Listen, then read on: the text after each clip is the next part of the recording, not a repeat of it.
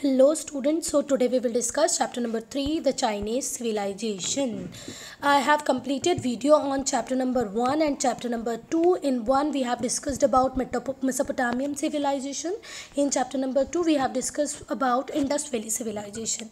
And if you want question answer and exercises of this chapter, do write in comment section, okay? Students what happened in 1974 farmers digging a well. Farmer मतलब किसान, well मतलब कुआं. Farmers जो थे वो अपनी farm land के ऊपर वेल डिग कर रहे थे और उनको एक्सीडेंटली क्या मिला, एक टेराकोटा की आर्मी मतलब टॉय आर्मी मिली. आर्कियोलॉजिस्ट ने डिस्कवर किया कि 100 of life size terracotta warrior since, और उसके बाद बहुत सारे उनको टेराकोटा वॉरियर्स मिलते गए. जो उनकी यूनिफॉर्म थी उस पर बहुत डिटेलिंग थी, बहुत डिटेल्ड यूनिफॉर्म थी. किसी भी दो सोल्जर्स के जो फेशियल एक्सप्रेशन थे वो मिलते हुए नहीं थे. और एक्चुअल में ये आर्मी किसके लिए बनाई गई थी? Chinese emperor Qin Shi Huang के टॉम को क्या करने के लिए, गार्ड करने के लिए. Okay, recent excavation have revealed life like structure of dancers and acrobats as well. अभी और स्ट्रक्चर मिला है क्योंकि देखो बहुत रिसेंट है, 1974 में एक्सकवेशन चालू हुआ. तो अभी जो रिसेंट एक्सकवेशन हो रहे हैं उसमें कौन मिल रहे हैं? डांसर, एक्रोबेट्स. और अब इंडिया में भी रिसेंट एक्सकवेशन हो रहे हैं, जैसे सिन्हौली अभी बिल्कुल करेंट है. ठीक है, Sinauli I have discussed in 1 and 2. Third, Chinese civilisation. I also want that you just see secrets of Sinauli. Okay, सारी सिविलाइजेशन आप पढ़ रहे हो, ये आपकी बुक्स में है, पर इसके ऊपर एक बहुत अच्छा वीडियो अवेलेबल है. किसके ऊपर? Secrets of Sinauli. ज़रूर देखें आप लोग. ठीक है. Yes, intelligent students, I know that you all know the location of China. Then too I am telling you. See, this is our India, lovely country India. India's neighbor China. देखो यहाँ जम्मू कश्मीर से boundary share कर रहा है, अरुणाचल प्रदेश से share कर रहा है, सिक्किम के साथ शेयर कर रहा है. ये रहा चाइना. और इस चाइना की सिविलाइजेशन है जिस सिविलाइजेशन को हम आज अपने चैप्टर में पढ़ेंगे. चाइना की कैपिटल बीजिंग. और नेबर कंट्रीज़ आप देख लें एक बार, मंगोलिया, यहाँ पर कजाकिस्तान और इंडिया. तो आज हम इसी चाइनीज सिविलाइजेशन को पढ़ने वाले हैं. ठीक है. Yes, around 1800 BCE, before Christ era 1800, Chinese civilisation arose in China. कहाँ पर हुई बेटा? चाइनीज सिविलाइजेशन चाइना में अराउज हुई. और किस रिवर पे हुई? Huang He river. Which river? Huang He river. हम लोगों ने फर्स्ट और सेकंड चैप्टर में भी डिस्कस किया है कि before the people were not knowing how to take out और fetch water from underground water. Okay, that is why all the civilization we have, these all are on the bank of river. पहले के लोग जानते ही नहीं थे कि underground water को हम कैसे फैच कर सकते हैं, यूज़ कर सकते हैं. तो वो लोग ऐसे सोर्सेस चाहते थे पानी के जहाँ पर उनको ज़्यादा लेबर नहीं करनी पड़े और उनको पानी नियर बाय एरिया में मिल जाए. टेक्नोलॉजी नहीं थी, बहुत सारी प्रॉब्लम्स थी. Because river provided water for cultivation of crop. Basic need है वाटर हमारा. आपको क्रॉप कल्टिवेट करना हो, डेली आपकी नीड्स तो सभी के लिए वाटर चाहिए. ठीक है. तो हुआंगो रिवर के बैंक पर क्या बस गई बेटा? Chinese civilisation. Huang Ho is called sorrow of China. If somebody ask you which river is known as sorrow of China, just tell him Huang Ho. Why सो?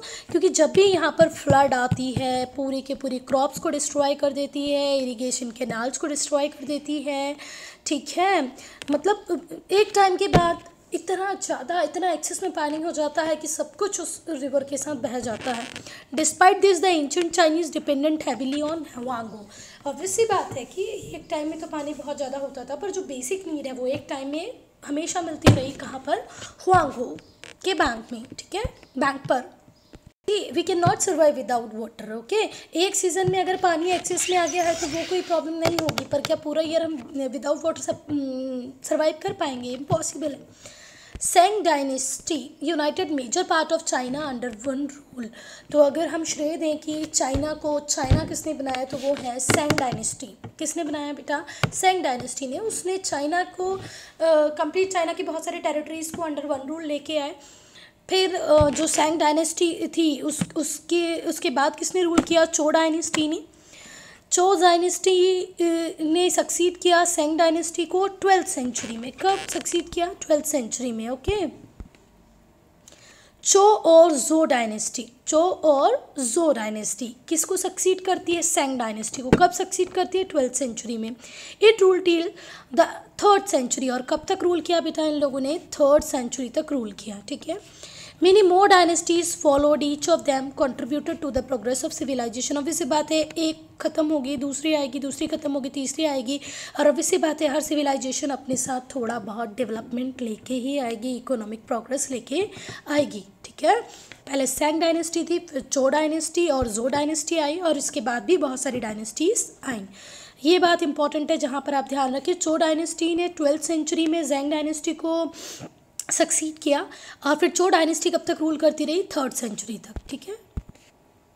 ये रही सैंग डायनेस्टी, चाइना के कौन से पार्ट में होगी? अगर ये चाइना का नॉर्थ है, ये चाइना का साउथ है, ये ईस्ट है और ये वेस्ट है, तो नॉर्थ ईस्ट साइड में कौन सी डायनेस्टी थी? सैंग डायनेस्टी, ठीक है।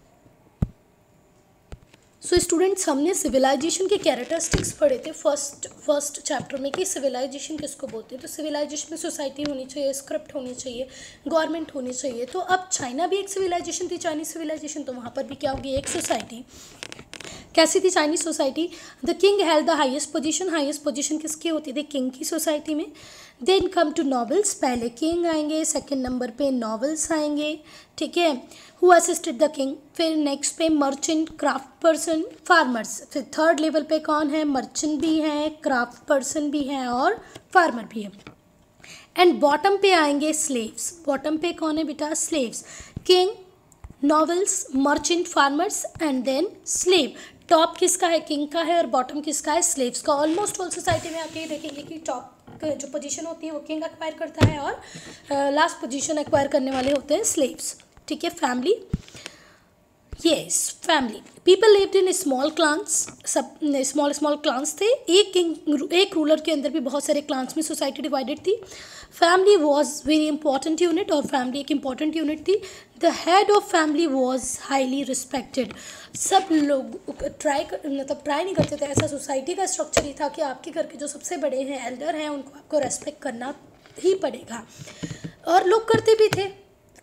आज भी हम हमारे पापा मम्मी को रेस्पेक्ट करते हैं। क्यों? क्योंकि उन्होंने ही हमको लेके आए हैं, उन्होंने ही हमको क्या किया है, हमारे सारी नीड्स को फुलफिल किया है, तो हम लोग हमारे एल्डर्स को रेस्पेक्ट करते हैं। सेम होता था कहाँ पर? चाइनीज सिविलाइजेशन में। चिल्ड्रन रेस्पेक्टेड देयर एल्डर्स, सारे चिल्ड्रंस अपने एल्डर्स को रेस्पेक्ट करते थे। The Chinese who,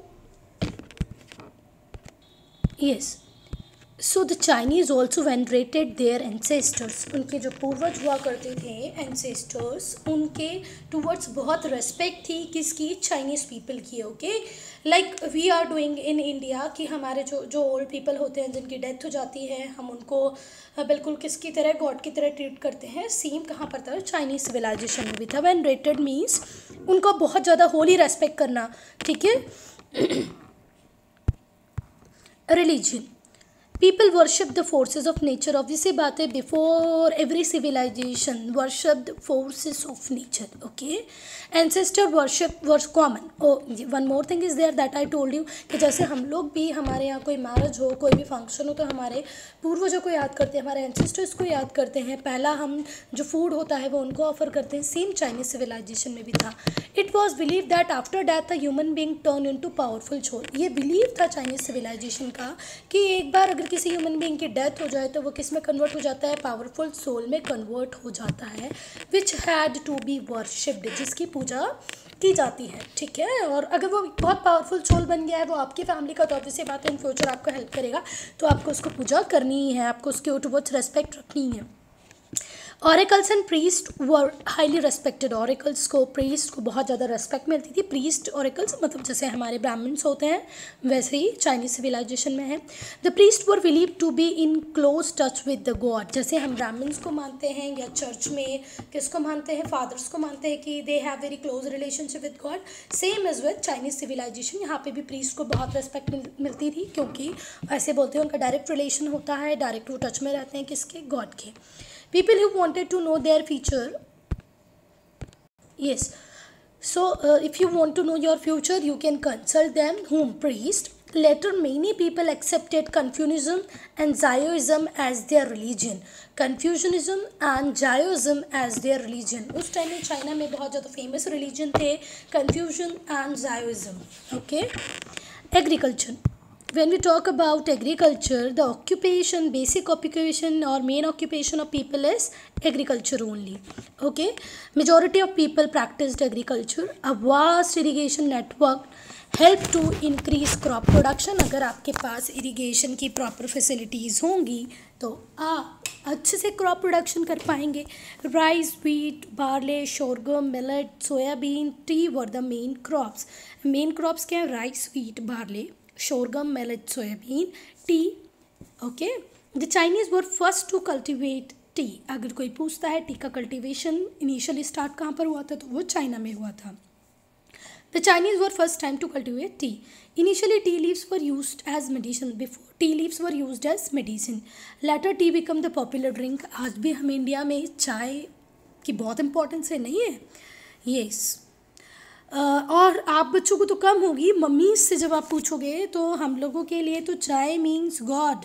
okay. For many centuries, China was the only source of tea for rest of the world. Chinese ने फर्स्ट कल्टिवेट किया T को, पहले उसकी मेडिसिन जैसे यूज़ किया, फिर ये पॉपुलर ड्रिंक बन गया. और एक टाइम ऐसा था जब टी का supplier only and only is China. Sericulture. ये सेरिकल्चर में भी बहुत मोनोपोली मेंटेन की किसने? चाइना ने. बहुत टाइम तक तो किसी को चाइना ने बताया ही नहीं कि वो सिल्क कैसे बन रहा है. क्या आप सोच सकते हैं कि एक कीड़ा कोई क्लॉथ बना सकता है? एक कीड़े से कोई क्लॉथ या कोई फाइबर बन सकता है जिसको हम पहन सकते हैं? नो, किसी को पता ही नहीं चल रहा था. और चाइना ने भी बहुत सीक्रेसी मेंटेन रखी. The Chinese were first to make silk. चाय के साथ साथ सिल्क भी चाइना ही ने ही बनाया. They reared silkworm. Silkworm I hope you all have seen, क्योंकि साइंस की बुक में सिल्कवॉर्म होता ही है. तो सिल्कवॉर्म कहाँ पर रहते हैं? मलबेरी ट्रीज़ पर रहते हैं. The weavers wove cloth from thread. इनसे वीवर्स उनके जो कुकून्स होते हैं उससे क्या बनाते हैं? थ्रेड बनाते हैं. उस थ्रेड से फिर क्या बनता है? Silk. The Chinese silk was famous all over world. Till date silk is in demand. For long time it remain the chief item of export. क्यों रहा मेन आइटम ऑफ एक्सपोर्ट? क्योंकि चाइना ने बताया ही नहीं किसी को कभी कि वो कैसे सिल्क बना रहे हैं, और किसी के दिमाग में भी नहीं आया कि एक कीड़ा सिल्क बना सकता है. Students, you can read it Taoism and also as Taoism. Okay, so if your teacher is reading like Taoism, so it is Taoism, or if your teacher is like Taoism, both the pronunciation is there for this particular word, Taoism or Taoism. Okay, now just read about the father of Taoism. He is the father of Taoism. He is the father of Taoism. He is a very great. He was very great philosopher who founded what? Taoism. Yes, and his name is Lao Tzu. What it is written here? Lao Tzu. Lao Tzu is considered as father of Taoism. For objective type question, do remember it. What it is written there? Lao Tzu, father of Taoism or father of Taoism. Okay. Yes, students, more to know section is also important for objective type question. You just read it. Okay, I'm not going to explain it because it is very easy. Metal work. Now when we talk about other occupation, the other occupation, first occupation is the metal work. The Chinese craft person specialized in metal work. Bronze मतलब metal के ऊपर काम करना. Metal बोले तो iron, copper, silver, इनके ऊपर काम करना भी इनको आता था. Bronze casting was highly developed. इन्होंने ब्रोंज के ऊपर बहुत ज़्यादा काम किया. People made beautiful statue, weapons and bronze vessel decorated with figure of animal and dragons. इन लोगों ने ब्रोंज से क्या क्या बनाया बेटा? वेपन्स, लड़ाई करने के लिए, ब्यूटीफुल स्टेच्यूज़, बहुत सुंदर सुंदर स्टेच्यूज़, और फिर वेसल बनाया. वेसल मतलब बर्तन बनाए जिनको डेकोरेट किया गया एनिमल फिगर से और ड्रैगन से. ओके. ब्रोंज का ये म्यूजिकल इंस्ट्रूमेंट भी बनाया है इन्होंने. They also know iron smelting. उनको आयरन का यूज़ करना, आयरन बनाना, आयरन स्मेल्टिंग भी उन लोगों को आता था. बेसिकली उन लोगों ने काम किस में किया? ब्रोंज में. Next art is the art of pottery making. Okay, pottery the Chinese made beautiful glazed pottery from porcelain. काय से बनाए उन्होंने? प्रोक्लीन से बहुत ब्यूटीफुल पॉट्स बनाना स्टार्ट किए। देखो कितना ब्यूटीफुल दिख रहा है। They crafted a lot of items such as vases, उन्होंने वास बनाए, जार बनाए, कप बनाए, ब्यूटीफुल मटके, मटके पोट्री मीन्स मटके होता है, पर उसके साथ साथ उन्होंने जार्स बनाए, कप्स बनाए, और देखो कितना ब्यूटीफुल लग रहा है। सॉसर्स बनाए, प्लेट्स बनाई, बॉल्स बनाए। These vessels called chinaware, इनको क्या बोलते थे बेटा? Chinaware. Okay, had a glossy surface and were decorated with pictures. उसका जो सरफेस होता था वो बहुत ही ग्लॉसी चमकता हुआ होता था, उसको वो डेकोरेट करते थे पिक्चर से और कलरफुल डिज़ाइन से। ये देखो ना, ये आज की मॉडर्न डे को भी कॉम्पीट कर सकता है, इतना सुंदर चाइना वेयर है ये। ठीक है, so the Chinese were knowing how to cultivate, Chinese were knowing metal craft, beautiful poetries, and one more work is there, that is wood work, लकड़ी के ऊपर काम। China was rich in timber, obviously China के पास बहुत सारा timber है। So timber was use to construct building, timbers का यूज़ होता था बिल्डिंग कंस्ट्रक्ट करने में। पैलेस, वॉल की पैलेसेस बनाने में वो पॉलिश वुड का यूज़ करते थे। The Chinese also crafted beautiful object of food inlaid with Ivory, Ivory के साथ मिक्स करके उन लोगों ने बहुत ही ब्यूटीफुल क्या बनाए हैं? क्राफ्ट बनाए हैं। किससे? लकड़ी से, वुड से। अब आप लोगों को पता होगा आइवरी क्या होता है? आइवरी क्या होता है बेटा? वो टीथ, किसके teeth? Elephant teeth. Okay, trade.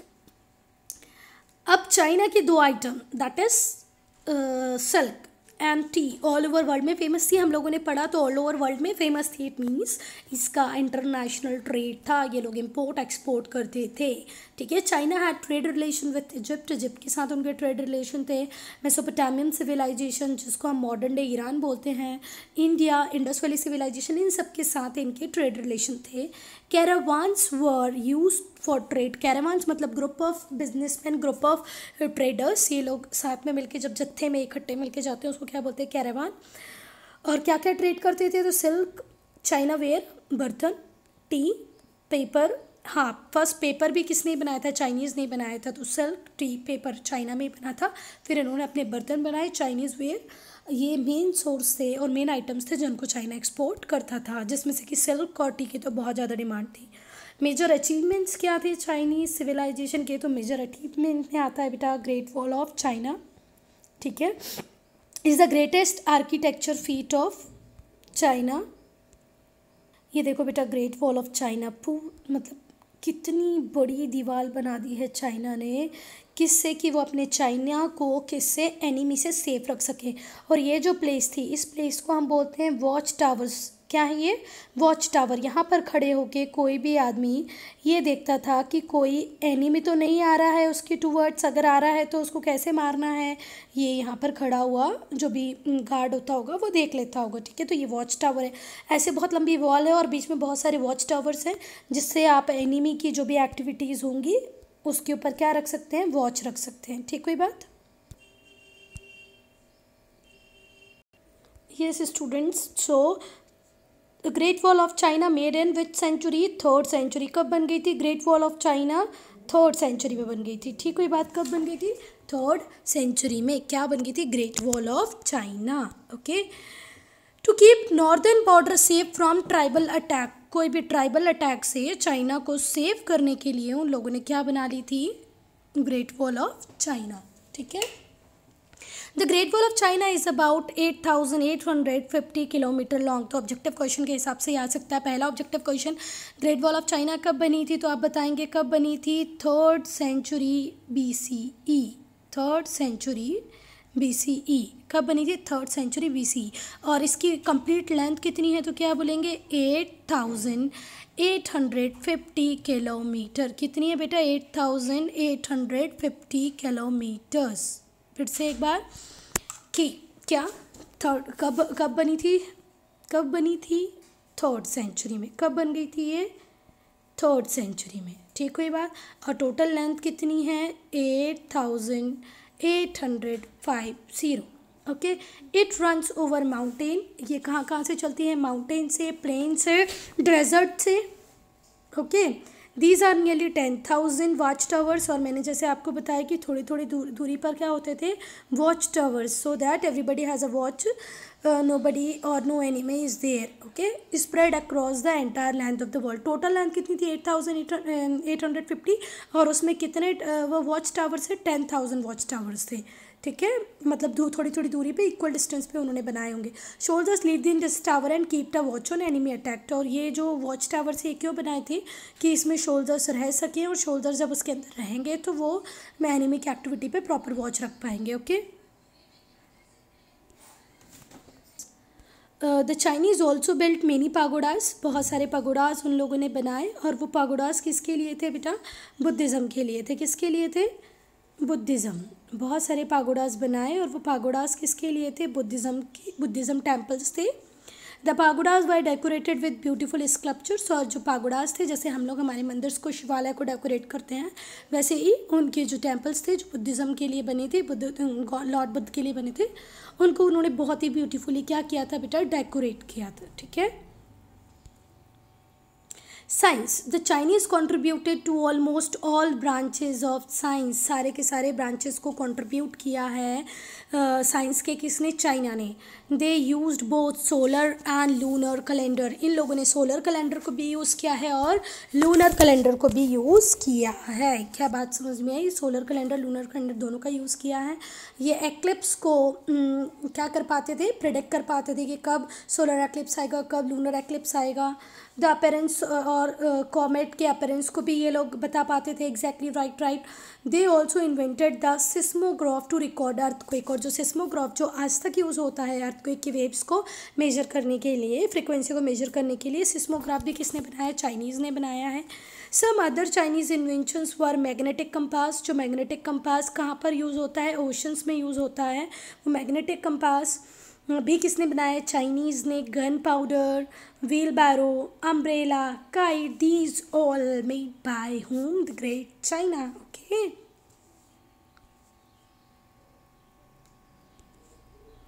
Yes students, तो just have a look here. ये रहा आपका व्हील बैरो, ये रहा आपका सिस्मोग्राफ, ये रहा आपका magnetic compass. One more thing is there, that is kite. Oh my God, ऐसा काइट तो हम लोगों ने तो नहीं देखी है, टीवीज़ में ज़रूर देखी है, और बेसिकली कार्टून में ज़रूर दिखाई देती है, वो जो बच्चों के जो कार्टून्स आते हैं. Kite, seismograph, magnetic compass, wheelbarrow. Okay, number, China ने साइंस की हर फील्ड में कंट्रीब्यूट किया है. कोई फील्ड ऐसी नहीं है जहाँ पर चाइनीज़ ने कंट्रीब्यूट ना किया गया है. ठीक है, चाइनीज़ ने किसी भी साइंस की फील्ड में कंट्रीब्यूट ना किया हो. ठीक है, सिल्क टी तो देखो उसमें तो वो मेजर प्रोड्यूसर थे, वो साइंस नहीं, वो कल्टीवेशन का फील्ड है. फिर अगर हम बात करें मैग्नेटिक कंपास, उस टाइम में मैग्नेटिक कंपास, सिस्मोग्राफ, इन सबको सोचना बहुत मुश्किल था, पर उन लोगों ने किया. उन्होंने दोनों कैलेंडर्स को यूज़ किया, सोलर और लूनर. तो चाइनीज़ स्क्रिप्ट की बात करें तो चाइनीज़ स्क्रिप्ट किस फॉर्म में होती है, पिक्चर्स के फॉर्म में होती है.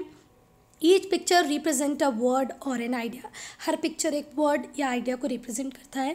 The script is written from top and bottom. आज तक हम लोगों ने पढ़ा था, या तो हम ऐसी स्क्रिप्ट होती है, ठीक है, या तो ऐसे स्क्रिप्ट होती है जैसे उर्दू की, जिसको आप, एक होगी राइट टू लेफ़्ट, दूसरी होगी लेफ़्ट टू राइट.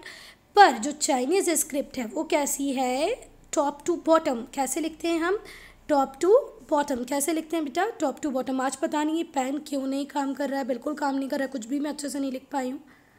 ऐसे होती है Chinese script, top to bottom. कैसे होती है, टॉप टू बॉटम. हम लोग right to left, left to right तो आप लोगों ने आज तक सुना था, पर अब ये टॉप टू बॉटम. कौन सी script, Chinese script. So student, ये रही चाइनीज़ स्क्रिप्ट. दिख रही है ना सुंदर, पर समझ में कुछ नहीं आ रही है ना. आप लोगों को आ रही है क्या, तो राइट करें कमेंट सेक्शन में. मुझे तो बिल्कुल नहीं आ रही है, बहुत ही टफ है. कैसे सीखें भाई इस लैंग्वेज को. ओके, ये रही चाइनीज़ स्क्रिप्ट जिसको टॉप टू बॉटम लिखा जाता है. कैसे, टॉप से बॉटम. ऐसे लाइनों में नहीं लिखा जाता बेटा, इसको कैसे लिखा जाता है, top to bottom.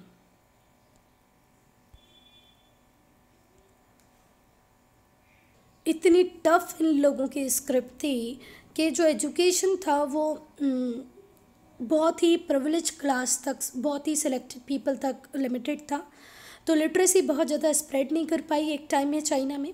The Chinese wrote on bamboo plates. आज ऐसे नहीं है, आज ऐसे नहीं है बेटा, we were talking about that particular civilisation, ठीक है। Chinese wrote on bamboo plate, bamboo plates के ऊपर वो लोग लिखते थे, एनिमल बोन के ऊपर भी वो लोग लिखते थे। कई बार उन्होंने सिल्क के क्लॉथ पे भी लिखा, किससे लिखा, ब्रश से लिखा, जो कि उन्होंने कैमल हेयर से बनाया था, ठीक है। तो पहले बॉम्बू प्लेट पे लिखा, एनिमल बोन के ऊपर भी लिखा है, सिल्क क्लॉथ के ऊपर लिखा है, और जो ब्रश होता था जिस पे सिल्क क्लॉथ पे लिखते थे वो किससे बना होता था, कैमल हेयर से बना होता था।